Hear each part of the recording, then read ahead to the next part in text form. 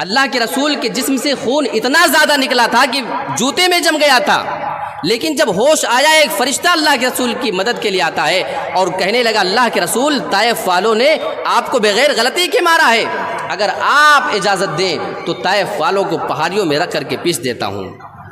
لیکن اللہ کے رسول صلی اللہ علیہ وسلم ان کے لیے ہلاکت کی دعا نہیں کرتے۔ آپ نے فرمایا نہیں، میں ان کے لیے ہلاکت اور بربادی کی دعا نہیں کر سکتا ہوں۔ اگر یہ ابھی ایمان نہیں لاتے ہیں کوئی بات نہیں، مجھے امید ہے کہ بعد میں یہ لوگ ایمان لے کر کے آئیں گے۔ اور اللہ کے رسول نے جو دعا کیا تھا اس دعا کے الفاظ پہ آپ غور کریں، اور آج ہم مسلمان اپنے حالات کا جائزہ لیں۔ اللہ کے رسول ان کے لیے دعا کرتے ہیں، اللہم ہدی قومی فإنہم لا يعلمون، اے اللہ تو میری قوم کو ہدایت دے، فإنہم لا يعلمون، کیونکہ یہ جانتی نہیں کہ میں تیرا رسول تیرا نبی ہوں۔ یہاں پہ میں آپ کو ایک بہت بڑا نقطہ بتانے جا رہا ہوں، غور سے سنیے گا۔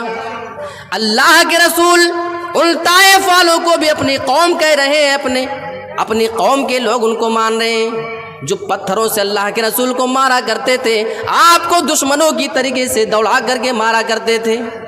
اور ہمارے یہاں آپ کے بھائی بھائی میں تھوڑی سی بات ہو جائے، خاندان میں تھوڑی سی رنجش ہو جاتی ہے، ہمارے ٹولے پڑوسی میں تھوڑی سی کسی سے تھوڑی سی بھی رنجش ہو جاتی ہے، ہم شادی بیاہ میں آنا جانا بھی ترک کر دیا کرتے ہیں، ہم تمہارے جنازے میں نہ جائیں گے۔ میرے پیارے ساتھیوں، کیا رسول کی زندگی سے ہم نے یہی نصیحت سیکھی ہے؟ لقد کان لکم فی رسول اللہ اسوۃ حسنہ، تمہارے لیے رسول کی زندگی میں بہترین نمونہ ہے۔ کیا صرف نماز کے لیے، کیا صرف روزے کے لیے؟ رسول ہمارے لیے آئیڈیل ہیں، تو ہر معاملے میں ہمارے رسول ہمارے لیے آئیڈیل ہیں۔ اچھا، اللہ کے رسول کے اوپر ظلم کی داستان بھی بڑی الگ الگ ہے۔ ایک مرتبہ اللہ کے رسول کے بیٹے قاسم کے بعد جب عبداللہ کا بھی انتقال ہوتا ہے تو ابو لہب جو اللہ کے رسول کا چچا تھا، بیٹے کے انتقال پہ غم میں شریک ہونے کے بجائے مارے خوشی خوشی کافروں کے پاس جاتا ہے، قریش کے سرداروں کے پاس جانے کے بعد اعلان کرتا ہے کہ تم نے کوئی خوشخبری سنی ہے؟ محمد اب بے اولاد ہو چکا ہے، محمد کا کوئی نام اب آگے بڑھانے والا نہیں ہے، اس کی نسل یہاں پہ ختم ہو چکی ہے۔ اس طریقے سے اللہ کے رسول صلی اللہ علیہ وسلم کو تکلیف دی جاتی تھی، اور اللہ کے رسول کے اوپر جو ظلم ڈھائے گئے، اللہ کی قسم ہم مسلمان اس کو 10 منٹ تک کے لیے برداشت نہیں کر سکتے۔ آپ کو اچھے سے معلوم ہے کہ ابو لہب کے 2 بیٹے تھے، ان دونوں بیٹے عتبہ اور عتیبہ کی جو شادی اللہ کے رسول کی 2 بیٹیوں کے ساتھ ہوا تھا، نبی بننے سے پہلے کی بات ہے یہ۔ لیکن اللہ کے رسول جب نبی بنتے ہیں اور نبی بننے کے بعد جب آپ نے اسلام کی دعوت دینا شروع کیا تو یہی ابو لہب اپنے بیٹوں کو بلانے کے بعد جانتے ہیں کیا کہتا ہے؟ اپنے بیٹوں سے کہتا ہے کہ میں تم سے آج کے بعد سے کبھی بات نہیں کروں گا، تمہارے ساتھ میرا ملنا جلنا حرام ہے اگر تم محمد کی بیٹیوں کو طلاق نہ دے دے تو، یعنی طلاق دے دو گے تب ہم تم سے بات چیت کریں گے، تب ہمارا تمہارے ساتھ کوئی معاملہ ہوگا۔ انہوں نے باپ کی بات کو مانتے ہوئے اللہ کے رسول کی بیٹیوں کو طلاق دے دیا۔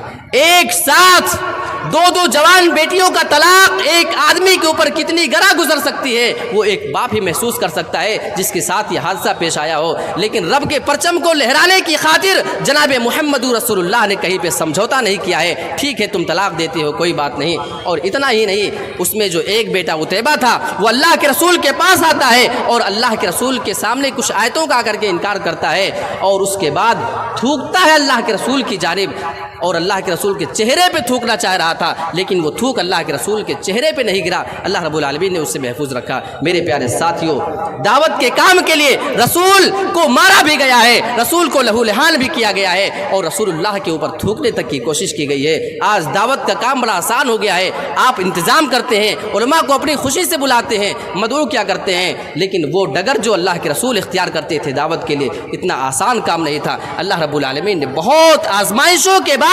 اپنے رسول کو اس مقصد میں کامیاب کیا ہے۔ لہٰذا دعوت کے کام میں ہمیں گالی بھی سننی پڑ سکتی ہے، ہمیں غیروں کی طرف سے پتھروں کی برسات بھی دیکھنے کو مل سکتی ہے، حق بات کہنے والوں کی زبان ہر زمانے میں روکنے کی کوشش کی گئی ہے۔ اور ایسا نہیں ہے کہ صرف اللہ کے رسول کو ہی تکلیف دی جاتی تھی، اللہ کے رسول کی جو مدد کرتا تھا ان کو بھی ہر طریقے سے گھیرنے کی کوشش کی جاتی تھی۔ آپ جانتے ہیں حضرت ابو بکر صدیق کی ایک بیٹی حضرت اسما رضی اللہ تعالیٰ عنہ، ابو جہل جب وہ پلاننگ ہوتی ہے ہجرت کی رات اللہ کے رسول صلی اللہ علیہ وسلم کو قتل کرنے کی، اور لوگ گئے تو بستر پر حضرت علی کو پایا۔ حضرت علی سے سوال کرتے ہیں، حضرت علی رضی اللہ تعالیٰ عنہ سے سوال کرتے ہیں کہ محمد کہاں گیا؟ انہوں نے جواب دیا کہ مجھے نہیں معلوم۔ حضرت علی کو اتنا مارتے ہیں، گھسیٹ کر کے خانہ کعبہ تک لے جاتے ہیں، بعد میں چھوڑ دیتے ہیں۔ لیکن وہ ابو جہل، وہ بڑا ہوشیار اور خطرناک قسم کا نوجوان آدمی تھا، وہ سیدھا حضرت ابو بکر صدیق رضی اللہ تعالیٰ عنہ کے گھر پہ جاتا ہے، وہ دروازے پہ دستک دیتا ہے، اور وہاں سے جب دستک دینے کے بعد ان کی بیٹی اسما نے دروازہ کھولا، فوراً ابو جہل یہ سوال کرتا ہے، اینا ابو کی، تیرا باپ کہاں ہے؟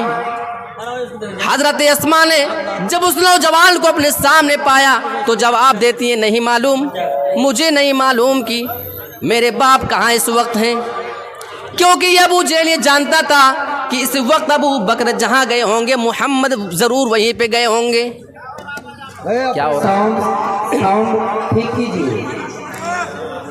لیکن جیسے وہ انکار کے الفاظ سنتا ہے، فوراً وہ آگ بگولا ہو جاتا ہے، اور مارے غصے کے حضرت اسما رضی اللہ تعالی عنہا کو اتنا زوردار وہ تماچا مارتا ہے، اتنی زور کا وہ تماچا مارتا ہے، حضرت اسما نے اپنے کان میں بالی پہنی ہوئی تھی، اس تماچے کے لگنے کی وجہ سے وہ بالی زمین پر چھوٹ کر کے گر جاتی ہے۔ میرے پیارے ساتھیوں، ہماری خواتین اسلام نے بھی اسلام کے لیے بہت دشواریاں اٹھائی ہیں۔ آج ہماری ماں اور بہنوں کو لگتا ہے ہمیں نماز پڑھ لینے سے ہی اور روزہ نماز کر لینے سے ہی اسلام مکمل سمجھ میں آ جائے گا، اسلام کو پھیلانے کی ذمہ داری یہ آپ کے اوپر بھی ہے۔ میرے پیارے ساتھیوں، ہمیں اور آپ کو اپنے گھروں کے ماحول کے جائزے لینے کی ضرورت ہے کہ ہمارے گھروں کے ماحول میں ہماری بہن بیٹیاں کیا کردار ادا کر رہی ہیں۔ یہ مائک گڑبڑ کر رہا ہے اس میں۔ مائک مین سے گزارش ہے کہ آپ ساؤنڈ سسٹم ٹھیک کر لیں۔ تو اللہ کے رسول صلی اللہ علیہ وسلم کے ساتھ صحابہ کو بھی ستایا گیا، اور خواتین اسلام کو بھی طرح طرح کی تکلیفوں کا سامنا اس میں کرنا پڑا تھا، لہٰذا ہمیں اور آپ کو بھی دشواریوں کا سامنا کرنا پڑ سکتا ہے۔ آپ حالات اٹھا کر کے دیکھ لیں، فلسطین کے حالات آپ دیکھ لیں، آپ غزہ کے حالات کو دیکھ لیں، آپ حماس کے حالات کو دیکھ لیں۔ ایسی ایسی ویڈیوز ہمارے سامنے آ رہی ہیں کہ اس کو دیکھنے کی ہماری ہمت نہیں ہوتی ہے۔ اللہ کی قسم، وہ ویڈیوز دیکھنے کے بعد آنکھوں سے آنسو اور دل پریشان ہو جاتا ہے، جی چاہتا ہے کہ بس اب یہ ویڈیو بھی نظر کے سامنے نہ آئے، لیکن سوشل میڈیا چلاتے چلاتے اچانک سے وہ ویڈیوز ہمارے سامنے آتے ہیں تو ہماری روح کانپ جاتی ہیں۔ لیکن اتنا سب کچھ ہونے کے بعد ایک بات پہ آپ نے نوٹس کیا ہوگا، وہ آپ غور کر لیں، کبھی انہوں نے اپنے اسلام سے سمجھوتا نہیں کیا۔ اور اللہ کے رسول کی ایک پیشین گوئی میں آپ کو بتاؤں، اللہ کے رسول نے فرمایا تھا، مجھے یہ ڈر نہیں ہے تمہارے اوپر کہ تم اسلام سے پھر جاؤ گے یا تم کوئی دوسرا دھرم جا کر کے اپنا لو گے، اندیشہ تھا وہ یہ تھا کہ مجھے اس بات کا ڈر نہیں ہے کہ تم شرک میں مبتلا ہو جاؤ گے، تم اسلام سے پھر جاؤ گے، بلکہ جو ڈر اللہ کے رسول صلی اللہ علیہ وسلم کو تھا وہ ڈر یہ تھا کہ تم دنیا دار بن جاؤ گے۔ آج دیکھ لو، دنیا داری کی وجہ سے آج ہم مسلمان اپنے اسلام سے کتنے دور ہیں۔ آپ پوری ویڈیو اٹھا کر کے دیکھ لو سوشل میڈیا کی، جتنے معاملات آپ کے سامنے نظر آتے ہیں۔ ایک مثال آپ مجھے بتا دو کہ کسی مسلمان بھائی نے یا کسی مسلمان عورت نے اسرائیل کے حملے کی وجہ سے یہ اعلان کیا ہو کہ ہم اپنے اسلام سے پھر جاتے ہیں، ہم تمہارے دھرم کو قبول کرنے کے لیے تیار ہیں، تم ہمارے اوپر سے یہ ظلم و ستم کا پہاڑ ہٹا لو، ہمارے اوپر یہ ظلم نہ کرو۔ ایک مثال آپ نہیں دکھا سکتے ہیں، بلکہ ایسے موقع پہ ایمان اور مضبوط ہو جاتا ہے۔ اللہ رب العالمین ایمان کی ہماری حفاظت کرنے والا ہے۔ میرے پیارے ساتھیوں، ظلم سہنے سے بھی ظالم کی مدد ہوتی ہے۔ آج جتنے بھی مسلمان کنٹری آپ نظر اٹھا کر کے دیکھ لو، کسی کی مجال نہیں ہے کہ کھل کر کے بات کر سکے۔ ہاں یہ اور بات ہے، اور سب کی مجبوری ہے، اپنی الگ الگ سب کی سیاسی مجبوری ہوتی ہے، اور سب سے بڑی بات جو ہے وہ ہم سامنے والے کے مقابلے کے لیے اپنے آپ کو تیار نہیں پاتے ہیں، اس لیے کہ وہ ہم سے کچھ میدان میں بہت آگے ہے، اور اتنا آگے ہے۔ اور قرآن مجید آپ اٹھا کر کے دیکھو، ان یہود و نصارہ کو آپ اپنا دشمن سمجھیں۔ یہودیوں کی تاریخ کی طرف میں نہیں جانا چاہ رہا ہوں، قرآن کی ایک آیت بتاتا ہوں، وَلَن تَرْضَىٰ عَنْكَ الْيَهُودُ وَلَا النَّصَارَىٰ حَتَّىٰ تَتَّبِعَ مِلَّتَهُمْ۔ یہ یہود و نصارہ تم سے کسی بھی قیمت پہ راضی نہیں ہو سکتے، حَتَّىٰ تَتَّبِعَ مِلَّتَهُمْ، جب تک کہ آپ ان کے ملت کے، ان کے دین کی پیروی نہ کرنے لگے۔ یعنی یہ یہود و نصارہ اتنی خطرناک قوم ہے، اتنی زیادہ خطرناک ہے، جو آپ کو اپنے اسلام پہ باقی رہتے ہوئے کبھی دیکھنا نہیں چاہتی ہے۔ اور اگر آپ یہ سمجھتے ہیں، آپ ان سے دوستی کر کے اگر یہ سمجھ لیتے ہیں، آج جب بہت سی کنٹری دیکھو جو مسلمان کنٹریاں ہیں، ایسے ایسے لوگوں سے دوستی کا بیعت بڑھا کر کے رکھتے ہیں۔ میرے پیارے ساتھیوں، اللہ فرما رہا ہے وَلَن تَرْضَىٰ، یہاں پہ اللہ نے لفظ لن کا استعمال کیا ہے، انگلش میں اس کا ترجمہ نیور سے آپ کر سکتے ہیں، یعنی ہرگز نہیں، کسی قیمت پر نہیں، آپ سے راضی یہ ہو ہی نہیں سکتے ہیں جب تک کہ آپ ان کے دھرم کو قبول نہ کر لیں۔ آج لوگ کسی کی تھوڑی سی حمایت اور تھوڑی سی پشت پناہی پانے کے بعد ان کو یہ لگتا ہے کہ یہ ہمارے اپنے ہو گئے ہیں۔ میرے پیارے ساتھیوں، اگر آپ کو اپنے اسلام پر باقی رہنا ہے تو اپنے اسلام کو آپ مضبوط کریں، اسلام کے ماننے والوں کو آپ مضبوط کریں۔ آپ تعلیمی میدان میں، ہمارے یہاں بھی سوشل میڈیا کا زمانہ ہے نا، موبائل، آپ موبائل کا استعمال ہمارے یہاں دیکھ لو، اور آپ جا کر کے باہر کی کنٹریوں میں، جن کنٹریوں کی میں بات کر رہا ہوں ترقی میں، آپ ان کے یہاں جا کر کے دیکھ لو۔ جس وقت ہمارے یہاں بچے چوراہے پہ بیٹھ کر شرارتیں کر رہے ہوتے ہیں، جوئے بازی کر رہے ہوتے ہیں، ان کے بچے چلتے ہیں بسوں میں تو ان کے ہاتھوں میں کتاب ہوتی ہے۔ وہ ٹرین میں چل رہے ہوتے ہیں، فلائٹ میں سفر کرتے ہیں تو ان کے ہاتھوں میں کتاب ہوتی ہے۔ مجھے آپ ایک ایسا دیش بتاؤ، صرف ایک ایسا دیش جو ترقی میں بہت آگے ہو، اور وہ اس دیش کے جو آگے والے لوگ ہیں وہ ان پڑھ اور جاہل ہوں۔ ایک دیش کا صرف نام بتا دو۔ جتنے بھی دیش آپ کو ترقی کی بلندی پہ نظر آئیں گے وہ تعلیمی میدان میں بہت آگے ہوں گے، ان کے یہاں ہتھیار بہت زیادہ بنائے جاتے ہوں گے، ان کے یہاں سائنسدانوں کی بہت زیادہ ڈیمانڈ ہوگی، ان کے یہاں سائنسداں اچھے پیدا ہوتے ہوں گے، ان کے یہاں انجینئر کی بھرمار ہوگی، ان کے یہاں جج اور وکیل اور ڈاکٹر اچھے ہوں گے۔ میرے پیارے ساتھیوں، تعلیم ایک ایسی چیز ہے، صرف یہی چیز آپ کو آگے بڑھا سکتی ہے۔ ورنہ یاد رکھیے، اگر آج ہم اپنے بچوں کو صرف یہ سوچ کر کے تعلیم سے صرف ہٹا دیتے ہیں کہ بیٹا کچھ سال کے بعد جانے کے بعد اتنا تو کما لے گا کہ ہمارے گھر کی روزی روٹی چل سکتی ہے، تو یاد رکھیے آپ نے صرف 5-10 سال کی پلاننگ کی ہے، لیکن آنے والا وہ آپ کی نسلوں کے لیے 20 سال، 25 اور 40 سال اور 100 سال کی زندگی اتنی تاریک ہونے والی ہے کہ جس کا آپ اندازہ بھی نہیں کر سکتے ہیں۔ میرے پیارے ساتھیوں، آؤ ہمیں اپنے اور آپ کو ایسی چیزوں کے لیے تیار کرنے کی ضرورت ہے۔ کم سے کم آواز اٹھا سکتے ہیں۔ اس ٹائم پہ میں جانتا ہوں کہ بے بسی ہمارے ہاتھوں میں ہے، ہم کم سے کم اپنے ان مظلوم مسلمان بھائیوں کے لیے دعائیں کر سکتے ہیں۔ ہم اپنی نمازوں میں، اپنے گھروں میں، سفر میں، چلتے پھرتے ہر وقت ہماری یہ ذمہ داری ہے کہ ہم اللہ رب العالمین سے ایسے مظلوم مسلمانوں کے لیے دعائیں کیا کریں جو اس وقت ظلم کی چکی میں پیسے جا رہے ہیں۔ اور یاد رکھنا، آج کل ہم ان کو تو ظالم کہتے ہیں، کیوں؟ کیونکہ وہ حالات ہمارے سامنے ہیں، لیکن کیا کبھی ہم نے یہ غور کیا ہے کہ ہم اپنے آس پاس کے رہنے والے بہت سے مسلمانوں کے اوپر خود ظلم کرتے ہیں؟ اس کا ہمیں احساس کب ہوگا؟ آپ نے کسی کی زمین ماری ہے، یہ ایک ظلم ہے۔ آپ نے کسی کو بغیر غلطی کے مارا ہے، یہ ظلم ہے، اور اس ظلم کی وجہ سے آپ کو اللہ رب العالمین کے یہاں حساب دینا پڑے گا۔ اللہ رب العالمین قرآن مجید کے اندر اسی چیز کے بارے میں ارشاد فرماتا ہے کہ جو آدمی دنیا میں ذرہ برابر بھی کسی آدمی پہ ظلم کر کے آئے گا،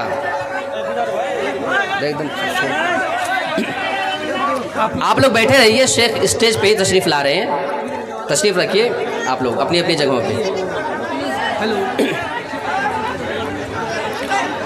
اللہ رب العالمین نے آپ ہی لوگوں کے لیے بلایا گیا ہے، آپ لوگ اپنی جگہ بیٹھے، اپنی جگہ بیٹھے، مولانا اسٹیج پہ آ رہے ہیں۔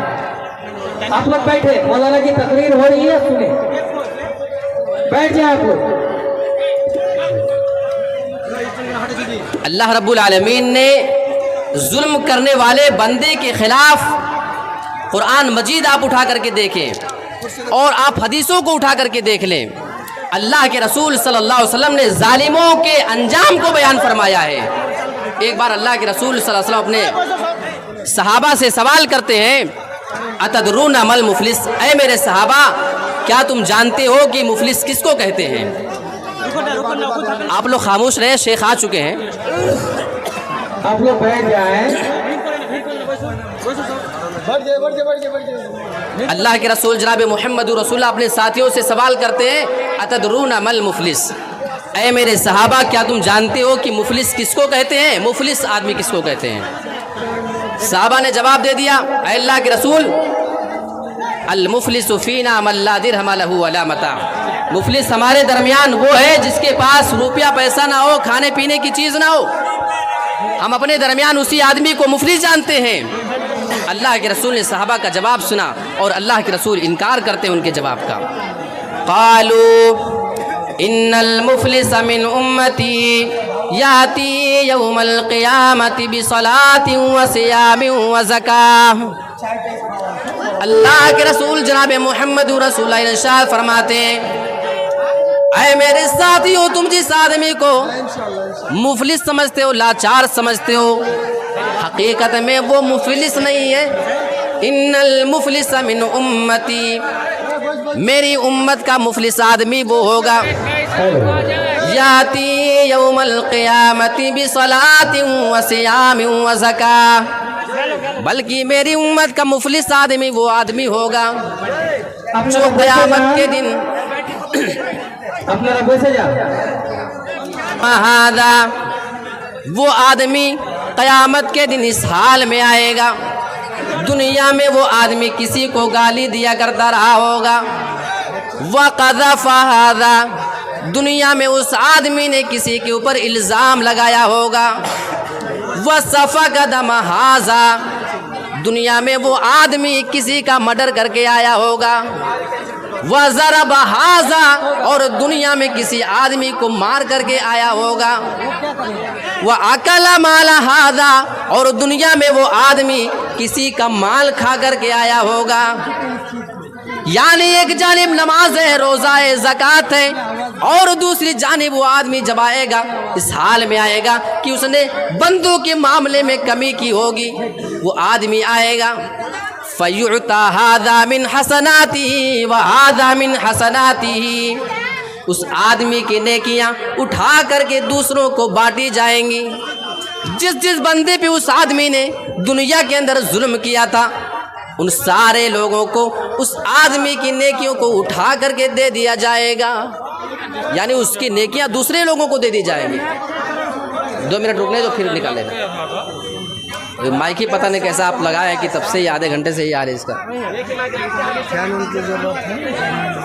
तो अल्लाह के रसूल ने फरमाया उस आदमी की नेकियां दूसरों को उठा करके दे दी जाएंगी, और जिन लोगों के मामलात उसके साथ फंसे हैं उखीदा मिन खतायाहुम, उन सारे लोगों के गुनाहों को उठाया जाएगा, फतुरिहत अलैहि, इस आदमी के ऊपर डाल दिए जाएंगे जिसने जुल्म किया है।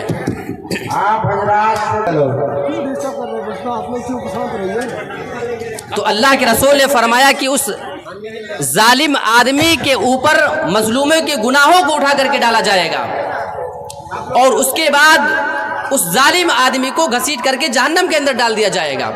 ये मामला हो गया जो आदमी दुनिया में जुल्म करके आया होगा उसके साथ, यानी उस आदमी को नमाज, रोज़े और ज़कात के बावजूद जहन्नम के अंदर जाना है। एक बहुत ही इबरतनाक वाक़या अल्लाह के रसूल की ज़िंदगी का सुना करके मैं अपनी बात को ख़त्म कर देता हूँ। एक मरतबा अल्लाह के रसूल सल्लल्लाहु अलैहि वसल्लम ने अपने सहाबा से एक सवाल किया, और अपने सहाबा को मस्जिद नबवी के अंदर जमा करने के बाद हज़रत बिलाल को हुक्म दिया कि सबको बुलाओ, मस्जिद के अंदर सारे लोग आ जाएं। बहुत ही दिलचस्प वाक़या है, और इस वाक़े से हमें और आपको बहुत कुछ सीखने को मिलेगा। अल्लाह के रसूल अपने सहाबा को मस्जिद में जमा करते हैं।